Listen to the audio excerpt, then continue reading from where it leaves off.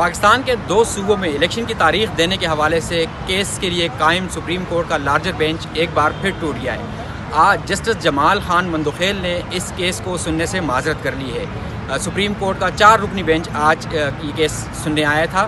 مقدمے کی سماعت سے پہلے ہی جسٹس جمال مندوخیل کا ایک اختلافی نوٹ جو 3 جملوں پر مشتمل تھا وہ انہوں نے لکھا تھا، اور اس میں انہوں نے یہ کہا تھا کہ گزشتہ روز جو آرڈر جاری کیا گیا وہ عدالت کے اندر نہیں لکھوایا گیا، ڈکٹیٹ نہیں کروایا گیا۔ اس کے بعد انہوں نے یہ لکھا کہ اس حوالے سے چیف جسٹس نے یہاں عدالت سے اٹھنے کے بعد بھی مجھ سے مشاورت نہیں کی، اور جو انہوں نے سو موٹو اختیار کے حوالے سے لکھا ہے تو اس فیصلے پہ کورٹ کے اندر کنسلٹیشن ہونی چاہیے۔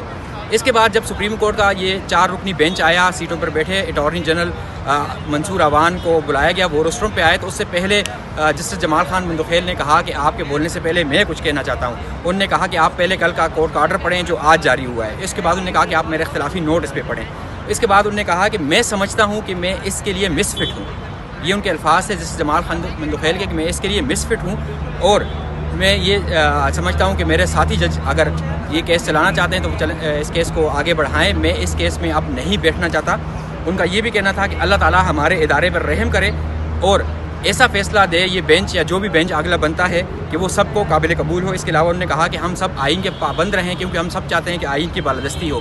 اس کے ساتھ ہی انہوں نے کہا کہ وہ اس کیس سے الگ ہوتے ہیں۔ اس کے بعد چیف جسٹس عمر عبداللہ بندیال نے کہا کہ میں اپنی ساتھی یا دوست جج کا شکریہ ادا کرتا ہوں۔